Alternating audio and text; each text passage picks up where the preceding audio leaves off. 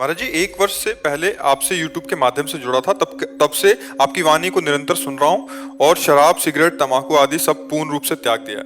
महाराज जी, निरंतर नाम जप चलाने का प्रयत्न कर रहा हूँ, जिसमें थोड़ा सफल भी हो रहा हूँ। पर महाराज जी, आपके द्वारा बताई गई विधि से जैसा आप बताते हैं कि ऊपर की तरफ दांत के जॉइंट पर जिव्या लगाकर मन ही मन नाम चल रहा होता है और आंखों के सामने घर के मंदिर में नाम विराजमान है, उसको देखकर करता हूँ। मन में लिखकर भी हो रहा है, परंतु फिर भी ऐसा महसूस होता है कि मन बड़ी सब कृपा साधनाओं है। का कम समय में इतना लाभ ले लिए हो तो चुप रहो और धैर्य पूर्वक अभ्यास बढ़ाते रहो। कोई गलती ना हो तो आगे जो चाहत है वो पूरी हो जाएगी कि हमारा निरंतर भजन चलने लगे, हम आनंद में डूब जाएं, हमारी मंत्राकार वृत्ति, वो सब हो जाएगा।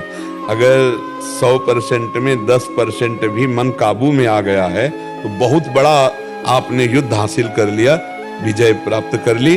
क्योंकि अनंत जन्मों से सदैव मुझे हराता रहा है, आज वो 10% हमारे कब्जे में आ गया है। 10% भजन में लगने लगा ना, बहुत बड़ी बात कर ली। धीरे धीरे परसेंट बढ़ाते चले जाइए। और ये इतना प्यारा मन है कि इसे जो पकड़ा दो पकड़ लेता है। जैसे अभी हमने विषय पकड़ाए संसार के, तो पकड़े ना, गंदे से गंदी बातें पकड़े। अब भजन पकड़ाएंगे तो पकड़ रहा है ना। जैसे आपने 10 मिनट भजन शुरू किया, अब उस 10 मिनट में कोई आपसे आकर बात करना चाहे तो आपको बुरा लगेगा। यार 10 मिनट तो भजन करता हूँ, कम से कम चैन से 10 मिनट भजन, मतलब मन 10 मिनट के लिए राजी हो गया।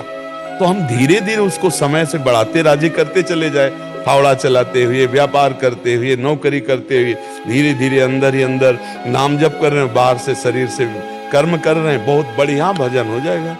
तो ये जो चल रहा है बहुत बढ़िया चल रहा है। बस आहार शुद्ध रखो, संग शुद्ध रखो, तो हमारे विचार शुद्ध रहेंगे। इसके भी रहते हैं आहार में, जैसे घर में लहसुन प्याज वगैरह खाते हैं तो फिर नहीं, लहसुन प्याज और तमोगुण की वृत्ति करने वाला, इसमें मंत्राकार वृत्ति तो के कारण अगर घर में बोले तो पत्नी है, फिर वो कहती है हम भी नहीं खाए क्या तुम्हारे चक्कर में। तो वो अमरवती है क्या, वो अमृत है क्या प्याज लहसुन? यार बिना इसके कितना सुंदर सुंदर भोग बनता है। वृंदावन में सब ठाकुरों को 56 भोग लगते हैं। प्याज लहसुन केवल तमोगुण के कारण त्याज्य है। अच्छा, दुर्गंध नहीं आती? आती ना दुर्गंध। मतलब एक आदमी अगर प्याज लहसुन खा के ऐसे बात करे तो सामने से दुर्गंध आती है।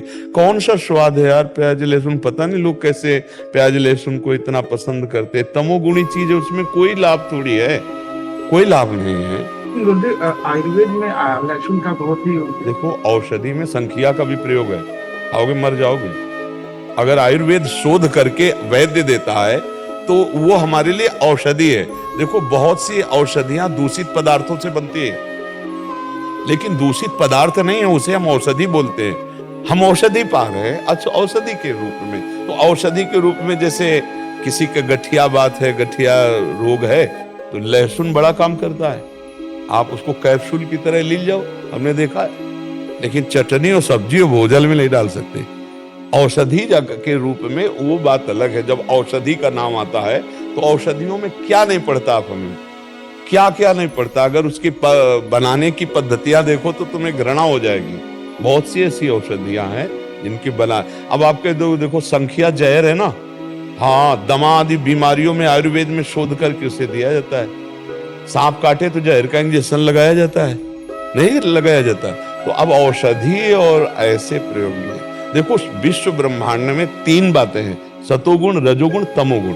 अब हमको भजन करने के लिए सात्विक वृत्ति चाहिए, निर्मल मति चाहिए, तो हमको रजोगुणी या तमोगुणी आहार त्यागना पड़ेगा। बस बात इतनी है, रजोगुणी तमोगुणी। अच्छा, वही जगह आलू होती है, वही जगह प्याज होता है, वही जगह मतलब गाजर होती है, वही जगह लहसुन होता है। खेती में अपने लोग किसान के तो सब देखा है, ये खेत है आलू का, ये खेत है प्याज लहसुन का, ऐसे खूब खेती होती है, बिल्कुल पवित्र भूमि में होती है। लेकिन वो तमोगुणी है, बस इस बात, वो केवल इसलिए कि तमोगुण पैदा होता है हमारे भजन में विरोधी, इसलिए उसे नहीं पाया जाता। तो अब लहसुन प्याज के बिना भी बढ़िया यार जीवन जिया जा सकता है, पूरी जिंदगी हो गई। तो अब ये कि जवान को जैसा आप स्वाद दे। अच्छा, तम्बाकू में कौन सा स्वाद है? जो नहीं खाते उनको पवा दो, उल्टी हो जाएगी, नहीं हो जाएगी? और वो बड़े स्वाद से आराम से रखे रहते और वो बातें करते रहते। तो भाई देखो, स्वाद अगर पकड़ लिया प्याज लहसुन का तो फिर कैसे बनेगा। बहुत से लोग ऐसे हैं जो भ्रम में फंस करके अपने जीवन को नष्ट कर रहे हैं। अरे हम कह रहे पनीर खाओ, प्रोटीन आए, गाय पालो, उसकी सेवा करो, थोड़ा दूध बछड़े को पिलाओ, थोड़े दूध का तुम प्रयोग करो, देखो अपने आप स्वस्थ हो जाओगे। अब सेवा करनी नहीं हो, ऐसे कह दो कि अंडे से प्रोटीन, कौन प्रोटीन वाला कितनी दिन बलवान बना रहेगा। शरीर तो नाशवान है, अपराध तो बनी रहा है, जीव तो उसमें है ही है, चैतन्य तो है ही है। अब देखो छोटे छोटे नहीं निकलते चूजा उसके, तो जीव नहीं उसमें। हाँ, तो क्या मूली में जीव नहीं है? क्या गाजर में जीव नहीं? क्या आलू में जीव नहीं? उखाड़ के फेंक तो सूख जाएगा। पर जीवे जीव हार, जीव बिना जीवे नहीं। जो जिसके लिए निर्धारित कर दिया गया, हम मनुष्य हैं, हमारे लिए निर्धारित किया गया सब्जी, फल, फ्रूट, अन्न विविध प्रकार के। राक्षसों के लिए वो राक्षसी भोजन है, हिंसक पशुओं के लिए वो भोजन, अपने लिए नहीं। तो अपने जब भगवत मार्ग में चल रहे हैं तो अपने को बचना चाहिए, समझाना चाहिए, पत्नी को समझाना चाहिए।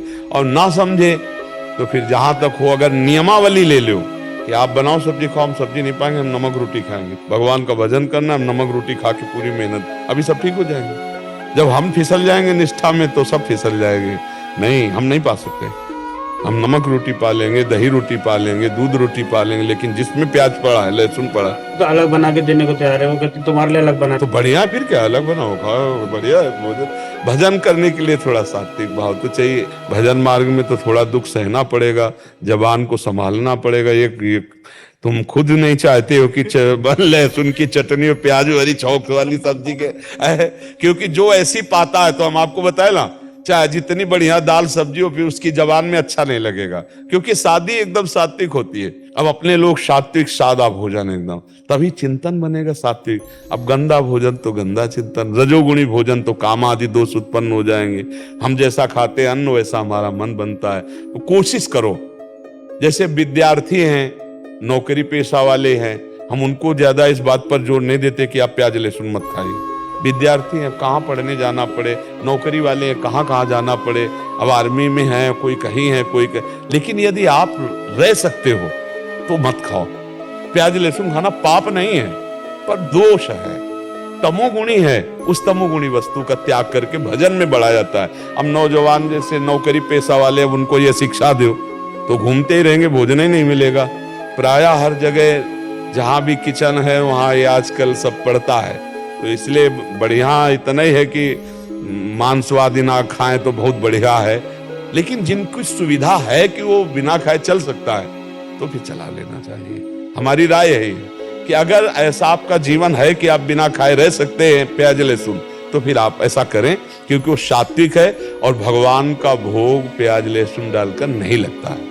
और बिना भगवान का भोग लगाए हम वैष्णव जन कैसे पावे। इसलिए जो भगवान के